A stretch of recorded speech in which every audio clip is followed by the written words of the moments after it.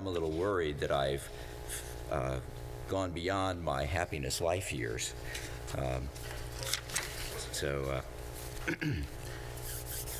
Our next speaker is Valerie Tiberius. She's also a pioneer, not because the philosophical study of happiness is new. That's one of the oldest philosophical questions, and as Professor Veenhoven suggested, one of the ones we have the worst answers to. But because the philosophical study of well-being was rather lost sight of in the great enthusiasm for analytic philosophy that reigned during the 20th century in the Anglo-American world. And indeed, even when, toward the end of the 20th century, Anglo-American moral philosophy returned with full force to moral philosophy and started asking questions of a normative kind, philosophers became perfectly happy to talk about right and wrong, justice and injustice, but reflection on the nature of happiness or the nature of good somehow was notable primarily for its absence. I'm happy to say that's beginning to change, partly thanks to the work of Valerie Tiberius. And this change in this process, no thinker has been more important or central than Valerie Tiberius. Her book in 2000, Deliberation About the Good, Justifying What We Value, and her recent book, The Reflective Life, Living Wisely and Within Our Limits, from Oxford, as well as a series of important articles, have established her as a distinctive voice because she is exploring the intersection of the two elements that Professor Veenhoven mentioned, that is to say, the affective and desiderative element as well as the cognitive element, and understanding how they work together to make for happiness and a life worth having. Currently, she's in the Department of Philosophy at the University of Minnesota, Twin Cities. She's an editorial board member of Philosophy Compass, which is an innovative online journal, and she's a member of the executive committee of the Moral Psychology Research Group, which is an interdisciplinary gathering of psychologists and philosophers who are all themselves on the forefront of psychology. And I wanted to show you,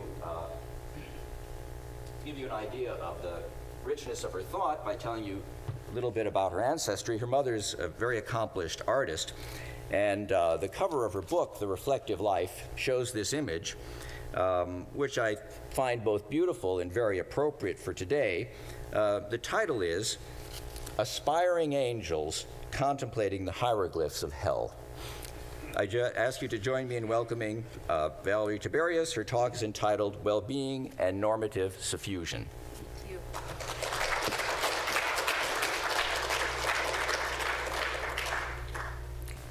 I thought of, my theme is really the theme that the notion of well-being is a normative notion, and that it's kind of inescapably a normative notion.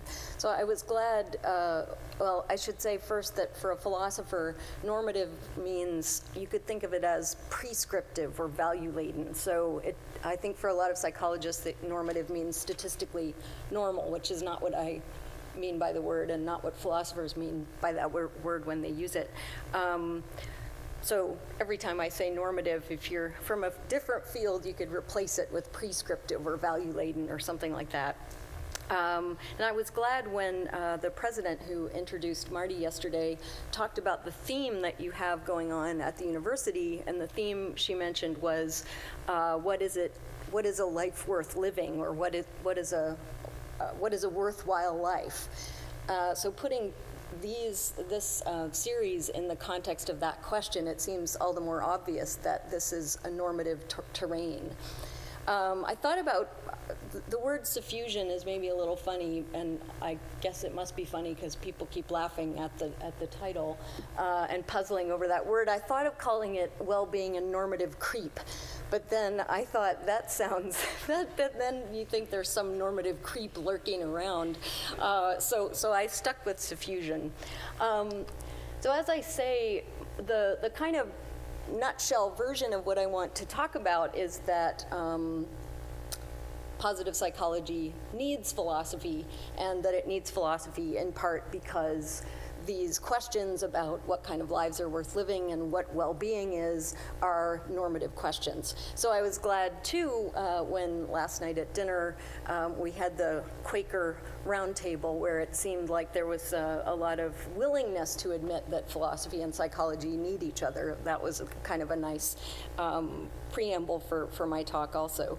So I'm going to talk a little bit about the psychological theories, then a little bit about philosophical questions, why I think psychological theories don't answer the philosophical questions, what kind of theory does answer those philosophical questions, and then it won't be until after you get all of that that I'll talk about what the point is of these philosophical theories, why it might be a good thing to have them.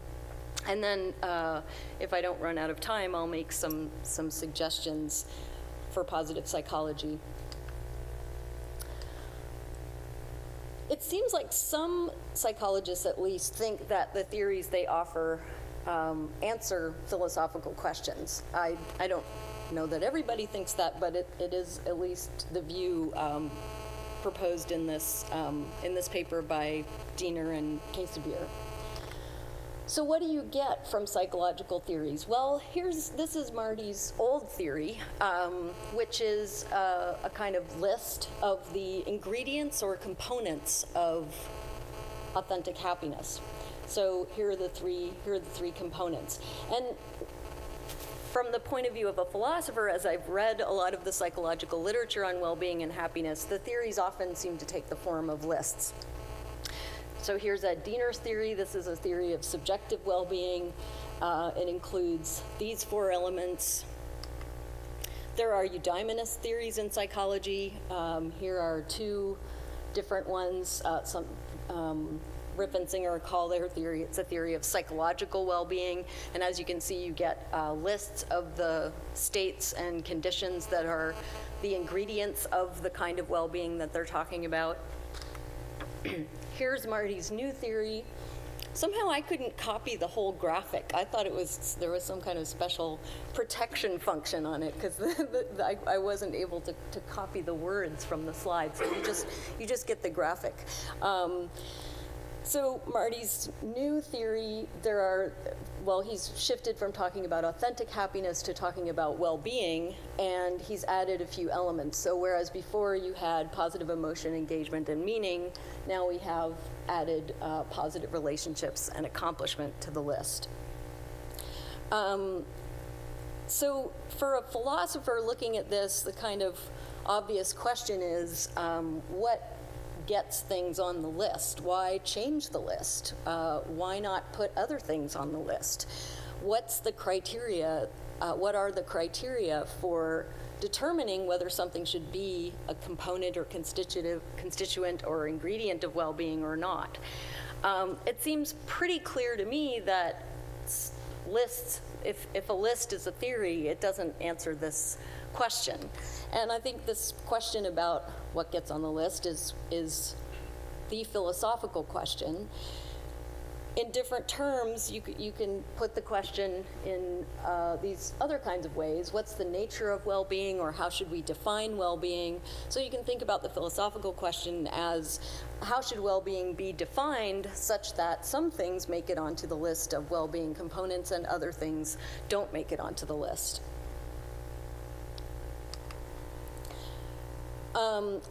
This is a quote from the chapters of Marty's new book that he sent the Symposium in the summer, and I wanted people to read this because I think that Marty is fairly careful actually about not claiming to have a theory of something that he doesn't have a theory of. So here we can see that he's not claiming to have defined well-being. He is fairly upfront and honest about the fact that he's giving us a list of things that can be measured, which is something that psychologists obviously need to have to make progress.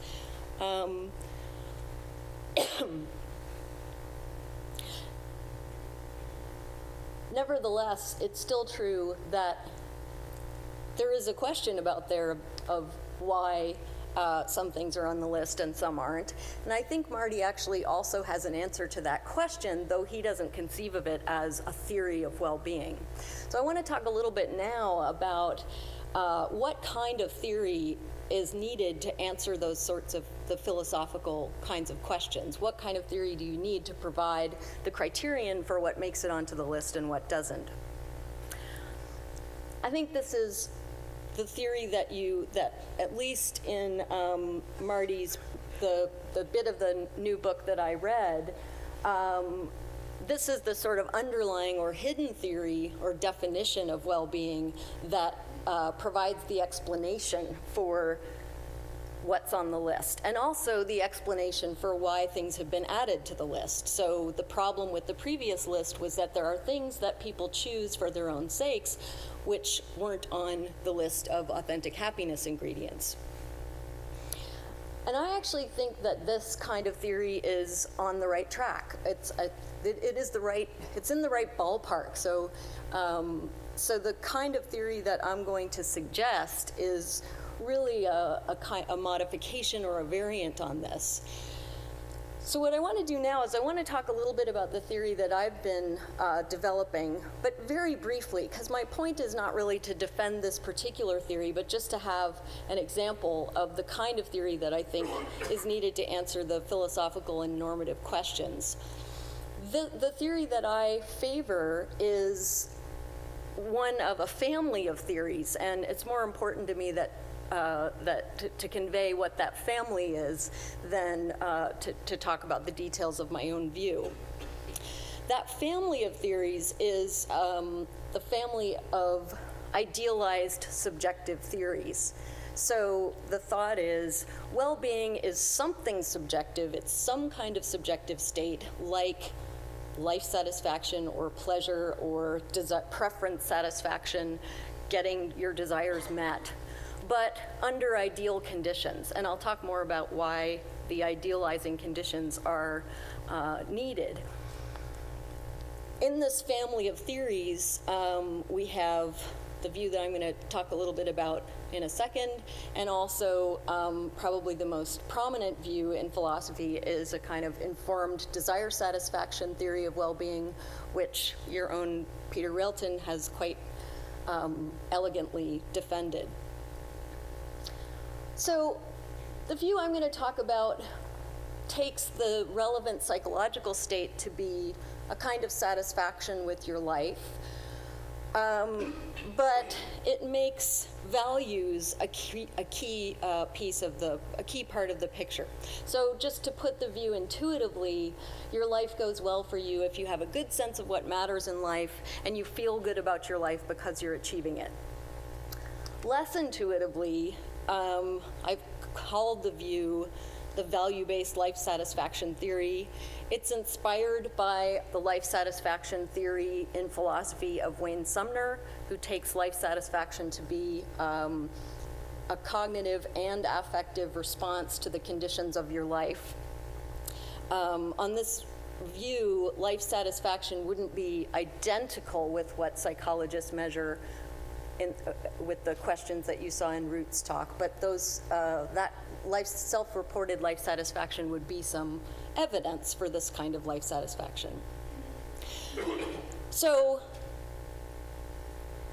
as Sumner, who was the kind of main philosophical proponent of this sort of view, he adds idealizing conditions. I, for various reasons, don't love the ones that he has in his account, and so my theory differs from him on what the idealizing conditions are.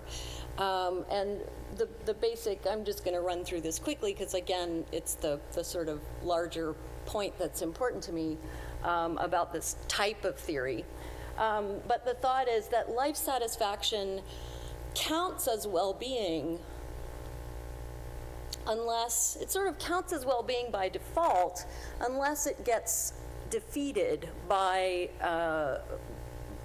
certain states of affairs that might obtain. So, if your life satisfaction is not based on your values, so for instance, if your life satisfaction is just the result of some momentary, insignificant environmental change, then it gets a discount. It's discounted from rising to the level of that normative thing that is well-being.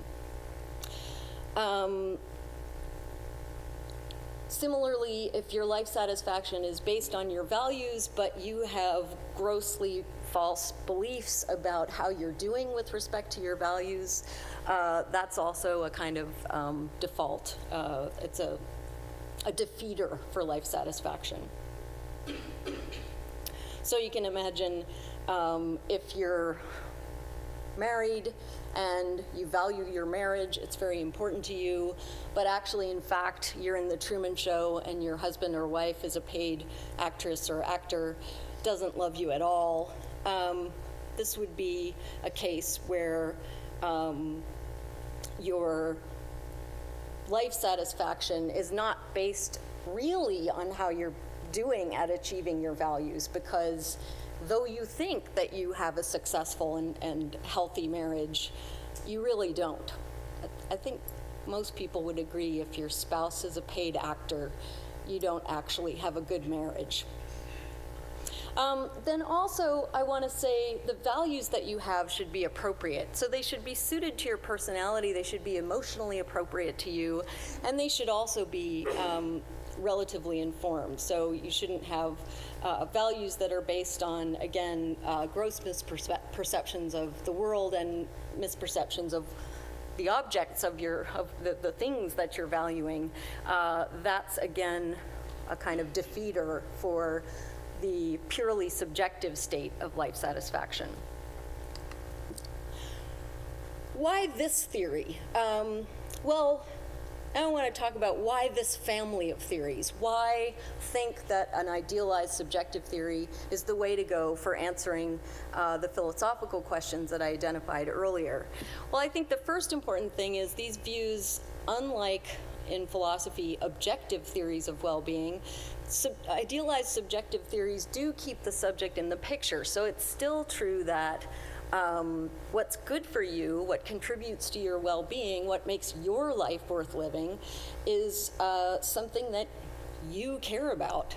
It's not the case, as it would be on a philosophical theory that's objectivist, that there are things that could be good for you even though you don't care about them at all.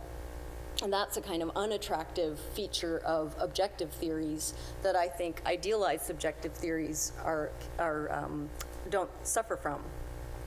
So the subject is in the picture, and yet there's a critical perspective on self-reports, or we could say a critical perspective on the subjective feelings that we have. And in philosophy, the two problems in the literature that most get talked about as the rationale for thinking that we need this kind of critical perspective are the problem of illusions and the problem of adaptive preferences. So the problem of illusions is if you have a purely subjective theory, so that well-being is just feeling good about your life, and there are no conditions that life satisfaction has to meet, it could be the case that your wife or husband is a paid actor, and that would not impact your well-being at all. That problem has led a lot of philosophers to think, if we want to be subjectivists, we can be subjectivists, but we have to include in our theory some kind of critical perspective on the subjective take on the world. The problem of adaptive preferences is, I think everybody in this room knows that our satisfactions adapt. We desire things and we get our desires satisfied and we quickly adapt to the status quo. The problem of adaptive preferences is a worry about preferences or subjective states in general that have adapted to oppression or that have adapted to manipulation. And so the worry here is if you have a purely subjective theory with no idealizing constraints, it could be that you have adapted to your life, your impoverished life with extremely few options, simply because it's it never occurred to you to want anything more than what you have. You could be living in a society that has constrained your options and your sense of possibility so much that you're perfectly happy living in that society.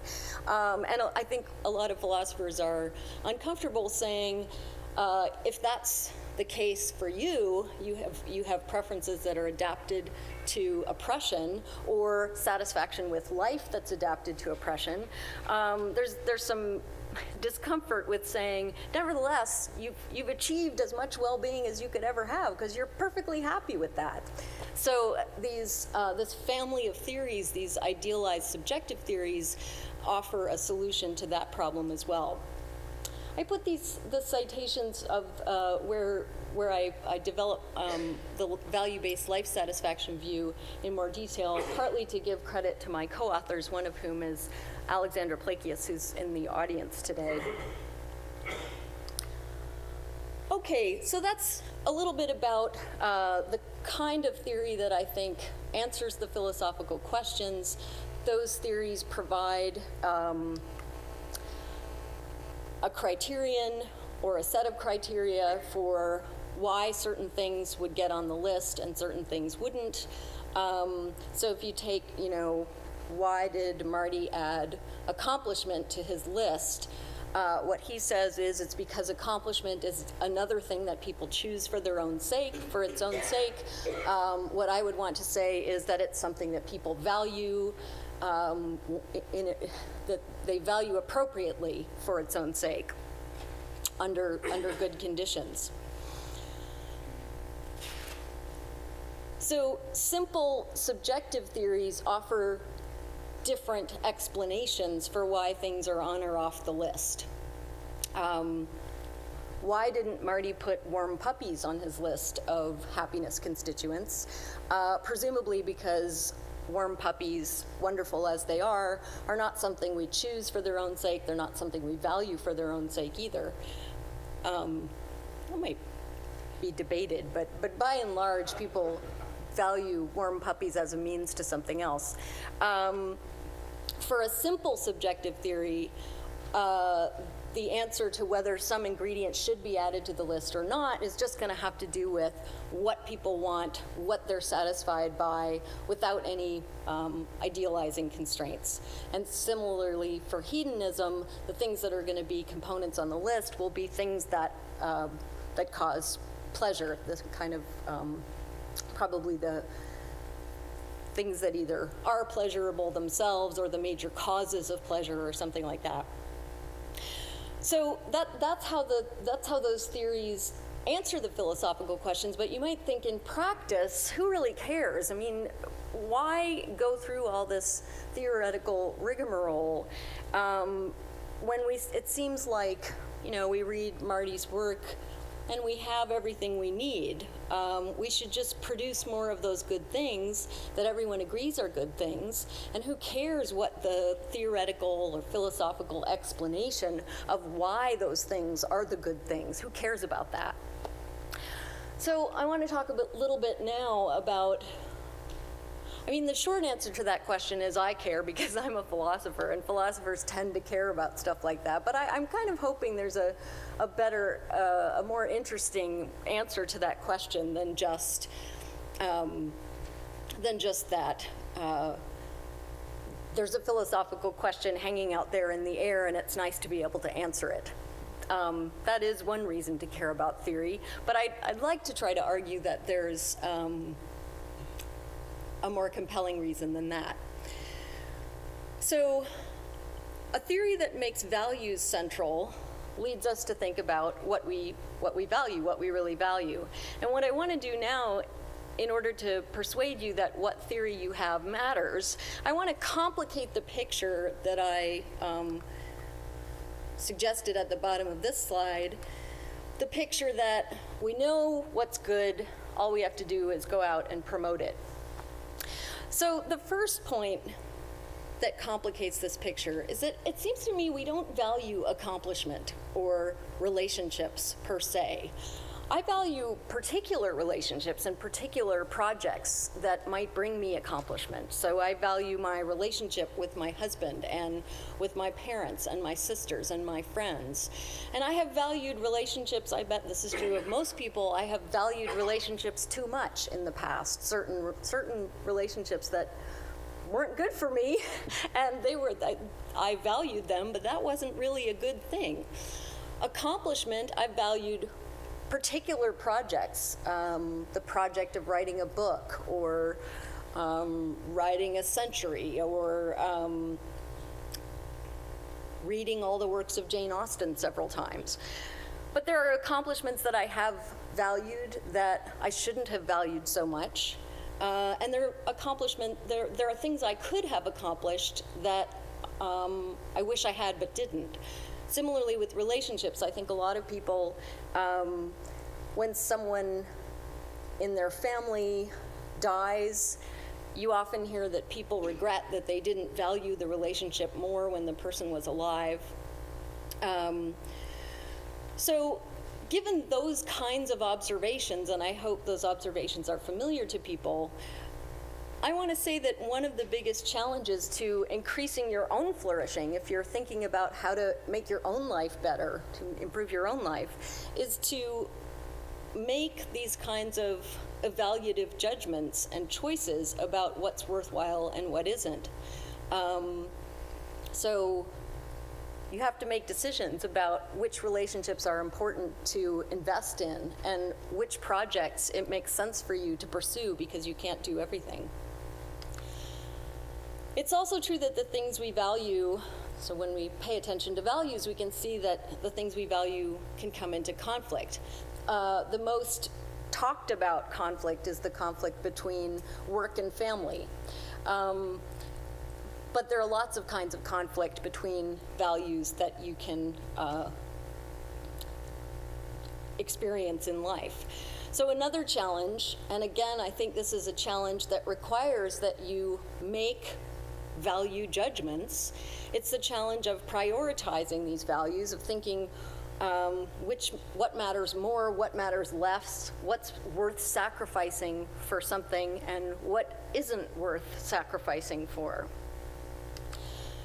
So far I've talked about projects and relationships. I'm tying projects to accomplishment because I think it's largely through projects we choose to pursue that we gain accomplishment. But you can see the same point if we talk about meaning. And actually here I'm sort of following up really on some of the comments that Ruth made. Marty defines meaning as connection to a larger purpose, but not all larger purposes are created equally. You could join the American Nazi Party, and that would connect you to a larger purpose. But I think few of us want to say that that would make your life meaningful. I think there really is an American Nazi Party, although maybe it's disbanded at this point, but there has been up until very recently. So thinking about that, the fact that not every larger purpose actually makes your life meaningful, if you think about this in terms of values, we can ask the question, well, what is it that we value? Do we value meaning, or do we value having a sense of meaning? And the answer to this question is going to affect how you think well-being ought to be promoted, and it's also going to be affected by which background philosophical theory you accept. If you're a hedonist, you're likely to think that it's sense of meaning that matters. It's the pleasure of feeling like your life is meaningful. But if you have a value-based view the way I do, or an informed preference type of view the way Peter Relton does, that's likely not to be your answer.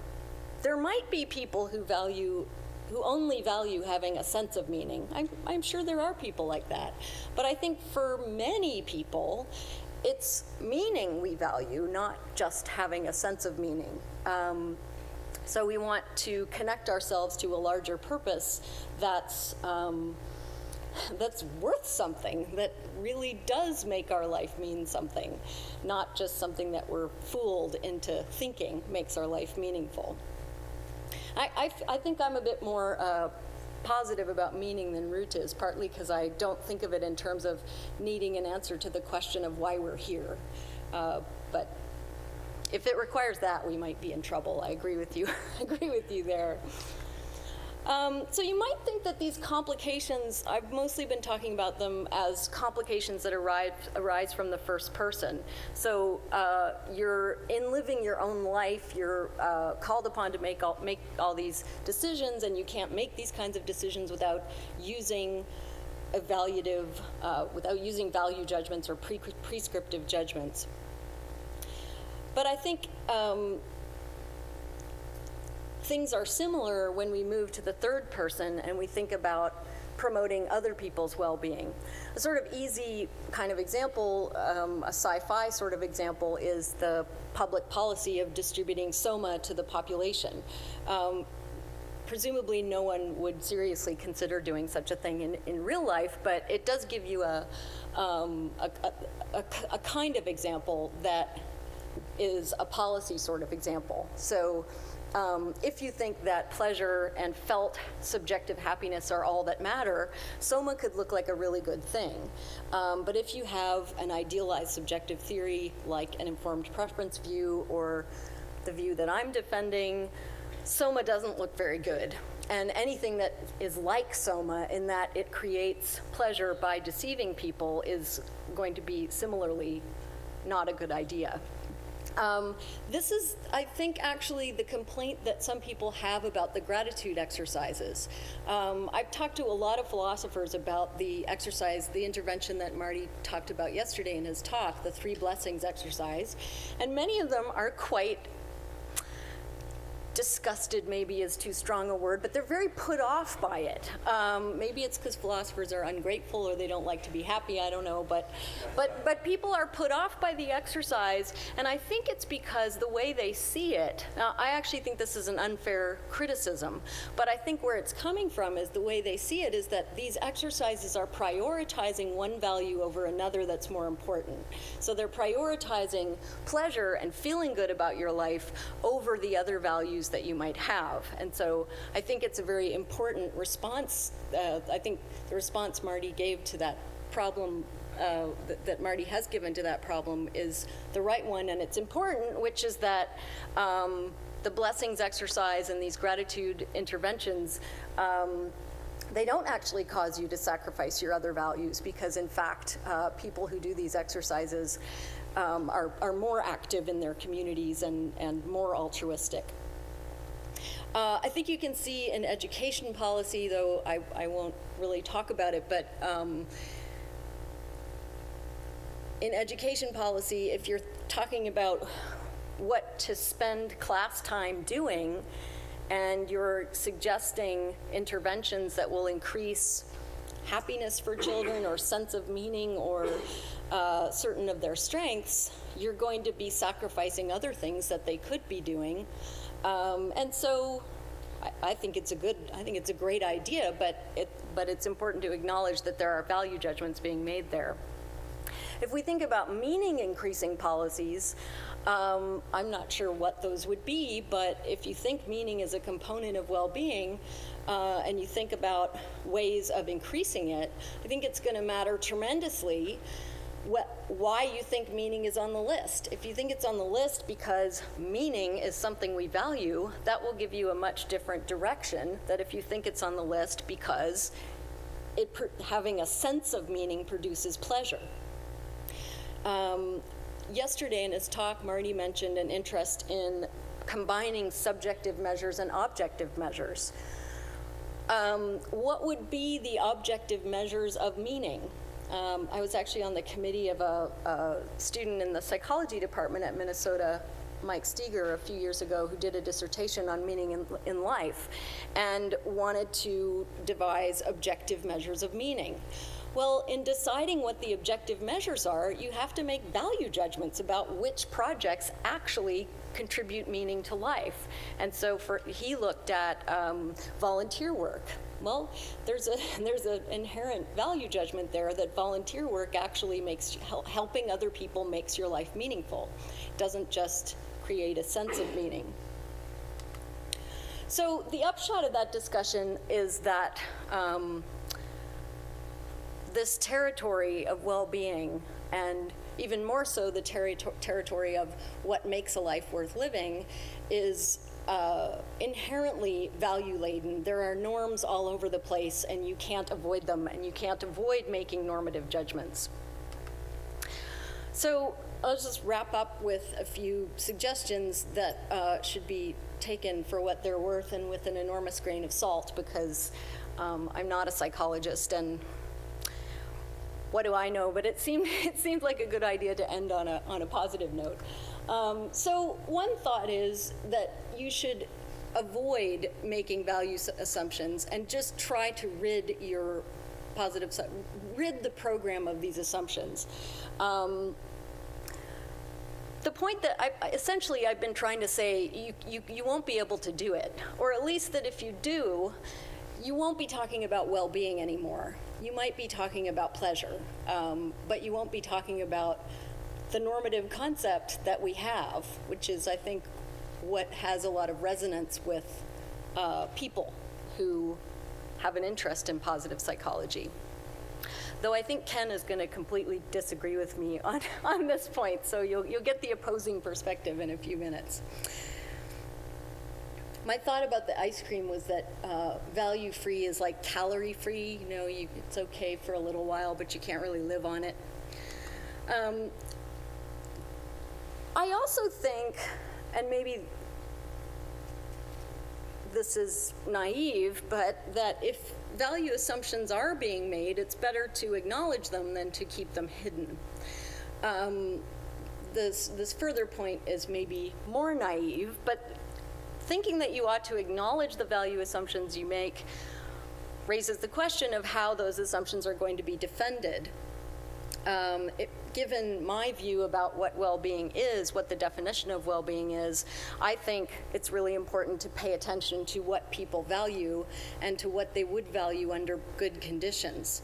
And that's something I think Marty has already been very sensitive to and has done a good job of, and I think it's partly his noticing that people value accomplishment that put accomplishment on his list of ingredients. But I do think that's important. I also think, and here's my plug for philosophy and psychology should work together, that if psychologists or positive psychologists end up worried about how to defend normative or prescriptive assumptions, there's a whole discipline that's been our work for centuries. So you could come on over, and the thought is, maybe philosophy has something to offer in that domain. And last, it seems to me, given the kinds of examples I've been thinking about where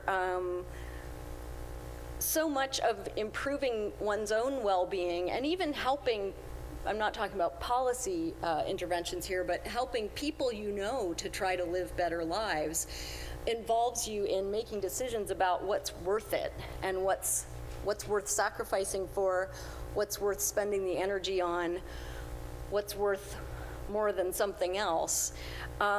We make decisions like that all the time when we're trying to live our lives, and we often do it really badly. We end up with lots of regrets, and we end up doing things we wish we didn't do, things that don't work out well. Sometimes we're successful, but we're not terribly good at it. We end up having midlife crises and existential crises and various other kinds of crises. So it strikes me that positive psychology could investigate those kinds of choices. How do people make decisions and reason about these big questions of how to live their lives, and how could they engage in that process in a better way? Not that that's something psychologists haven't done, but I think that's a program of research that would get emphasized by thinking about what the philosophical view is in the background. Thank you.